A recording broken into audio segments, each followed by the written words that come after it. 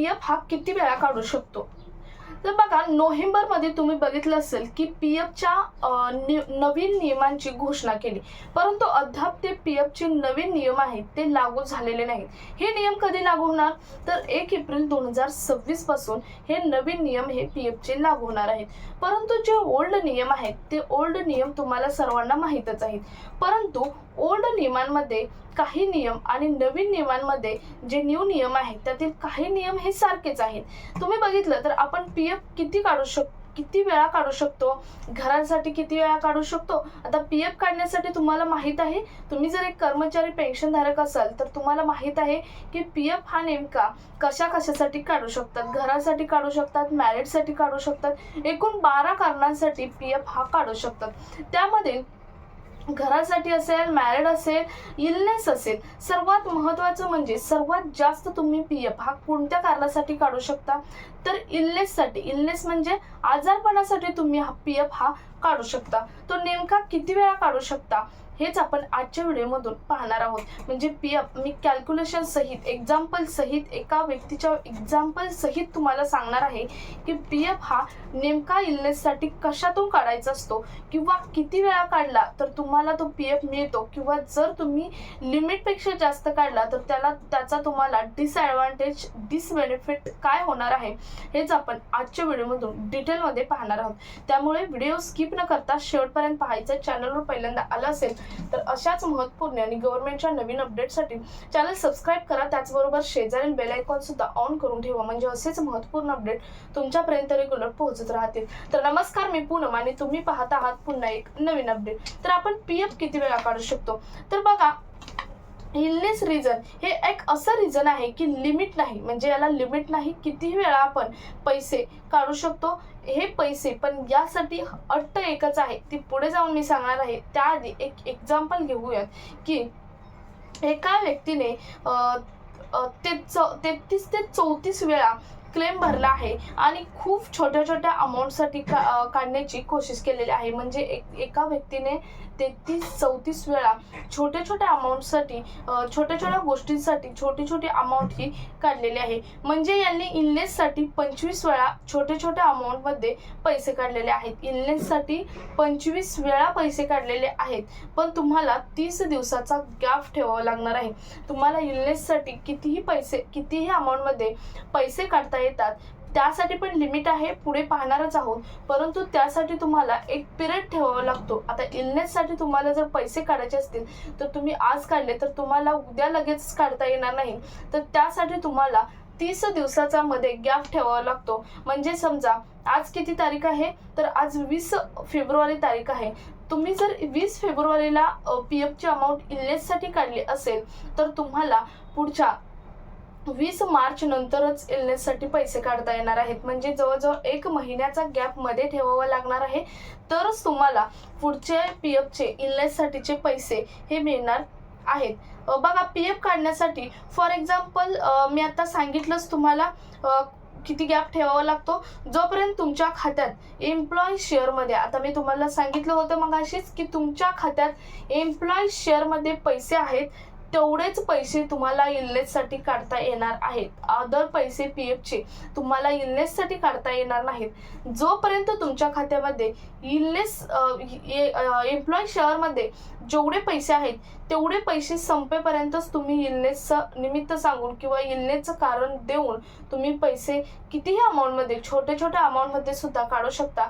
परंतु त्यासाठी तुम्हाला 30 दिवसाचा गॅप तर मध्ये लागतोच. परंतु तुमच्या एम्प्लॉय शेअरमध्ये जेवढे पैसे आहेत तेवढेच पैसे काढता तुम्हाला येणार आहेत. अन्यथा तुमच्या एम्प्लॉय शेअरमध्ये पैसे संपले तर तुम्हाला इलनेससाठी पैसे पुन्हा काढता येणार नाहीत. तर अतिशय महत्त्वपूर्ण ही अपडेट आहे की इलनेससाठी तुम्ही किती वेळा पैसे काढू शकता. त्यानंतर बघा, घर बनवण्यासाठी तुम्ही किती वेळा पैसे काढू शकता.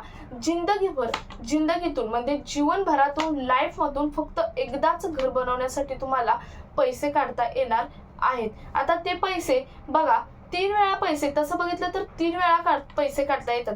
पहिलं तर तुम्हाला बघा, पहिलं तुम्हाला ज्यावेळी तुम्ही पहिल्यांदा घर बांधणार आहात त्यावेळी तुम्हाला मोठ्या अमाऊंटमध्ये पैसे काढता येतात. त्यानंतर रिपेअर करणार आहात, रिपेअरसाठी, घर रिपेअरिंगसाठी पैसे मिळतात. परंतु कधी घर बांधून तुमचे 5 वर्ष झाल्यानंतर तुम्हाला घर रिपेअरिंगसाठी PFचे पैसे काढता येतात आणि ते त्याच्यापेक्षा कमी अमाऊंटमध्ये काढता येतात. म्हणजे जेव्हा तुम्ही घर बांधताना पहिल्यांदा जेवढी अमाऊंट घेतली होती त्यापेक्षा कमी अमाऊंटमध्ये घर रिपेअर करण्यासाठी पैसे हे PF मधून काढता येतात. परंतु त्यासाठी मध्ये तुम्हाला 5 वर्षाचा गॅप हवा असतो. त्यानंतर 5 वर्षांनी पुन्हा एकदा घर रिपेअर करण्यासाठी तुम्हाला पैसे काढता येतात. परंतु हे पैसे सेकंड नंबरला म्हणजेच दुसऱ्यांदा जेव्हा तुम्ही पैसे काढलेले आहेत रिपेअरिंगसाठी त्याच्यापेक्षा कमी अमाऊंट काढता येते. म्हणजे तुम्हाला 3 स्टेपमध्ये घरासाठी पैसे हे जिंदगीतून म्हणजे जीवनभरातून 3 वेळा पैसे मिळतात. तेही तुम्हाला 5 वर्षाच्या गॅपमधून पैसे मिळतात आणि तेही पहिल्यापेक्षा दुसरे अमाऊंट कमी, दुसऱ्यापेक्षा तिसरे अमाऊंट कमी असे पैसे हे काढता येतात घरासाठी. तर अतिशय महत्त्वाचं ही अपडेट आहे की घरासाठी तुम्ही बघितलं असेल, बऱ्याच व्हिडिओमधून बघितलं असेल, घरासाठी जिंदगीमधून एकदाच पैसे काढता येतात. परंतु तुम्हाला कोणी हे सांगितलं नसेल की घरासाठी एकदाच पैसे काढता येतात परंतु पुढे रिपेअरिंगला सुद्धा पैसे काढता येतात, हे कोणी सांगितलं नसेल. त्यानंतर बघा, तुम्हाला नोकरी सोडल्यानंतर किती महिन्यानंतर PF तुम्ही काढू शकता. जर तुम्हाला फुल PF काढायचं असेल तर फॉर्म नंबर 19 भरावा लागतो. तुम्हाला फॉर्म नंबर 19 भरून तुमचा पूर्ण PF सुद्धा काढता येतो. ओल्ड रूलनुसार, न्यू रूलनुसार, नवीन रूलनुसार म्हणजेच नवीन रूल 1 एप्रिल पासून चालू होणार आहेत. नेमकं कसा PF काढता येणार आहे बघा नोकरी सोडल्यानंतर. तर बघा, ओल्ड रूल सांगतात जर आपल्या 2 महिन्याची नोकरीवर तुम्ही जर नसाल, ओल्ड रूल सांगतात की जर तुम्ही 2 महिने नोकरीवर नसाल, तुम्ही नोकरी सोडली असेल तर तुम्हाला किंवा तुम्ही पुढे जॉब करणार नसेल तर तुम्हाला फुल PF सुद्धा फॉर्म नंबर 19 भरून काढता येतो.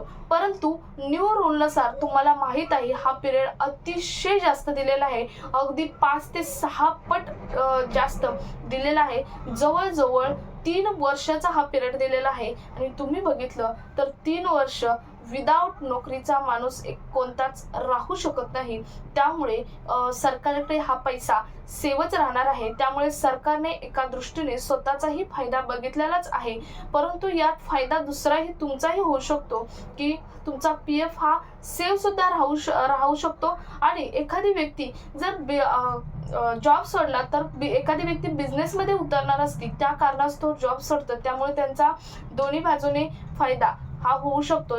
त्यामुळे यामध्ये कर्मचाऱ्यांचा सुद्धा फायदा आहे आणि सरकारचा सुद्धा फायदा हा होणार आहे. त्यानंतर मॅरिटसाठी सुद्धा तुम्हाला एकदाच पैसे काढता येतात. तर बघितलं असेल तुम्ही, घरासाठी किती पैसे काढता येतात, इलनेससाठी किती वेळा पैसे काढता येतात आणि मॅरिटसाठीही तुम्हाला एकदाच पैसे काढता येतात. तुम्हाला जर फुल PF काढायचं असेल तर तुम्हाला 2 महिने नोकरीवर नसण्याचा ओल्ड रूलनुसार नियम आहे आणि नवीन रूलनुसार 3 वर्ष जर तुम्ही नोकरीवर नसाल तर तुम्हाला फुल PF काढता येतो. तोही फॉर्म नंबर 19 म्हणजे फॉर्म नंबर 19 वरून तुम्हाला फुल PF हा काढता येतो. तर आजच्या व्हिडिओमधून अतिशय महत्त्वाचा पॉईंट हा होता की तुम्ही इलनेससाठी किती पैसे काढू शकता आणि कधीपर्यंत काढू शकता. म्हणजे तुमचे एम्प्लॉय शेअरमध्ये जेवढे पैसे आहेत तेवढे संपेपर्यंतच तुम्ही पैसे काढू शकता, अन्यथा दुसरे पैसे तुम्ही इलनेससाठी काढू शकत नाही. इलनेससाठी ही कितीही वेळा तुम्ही पैसे हे काढू शकता. सो आजचा हा व्हिडिओ जास्तीत जास्त कर्मचाऱ्यांपर्यंत शेअर करा. तुम्हाला काही डाऊट असेल तर कमेंटमध्ये नक्की विचारा. तुमच्या उत्तरचं आन्सर देण्याचं काम आम्ही नक्की करेल. हा व्हिडिओ जास्तीत जास्त ठिकाणी शेअर करा. भेटूयात पुढच्या एका नवीन अपडेट सोबत. तोपर्यंत धन्यवाद.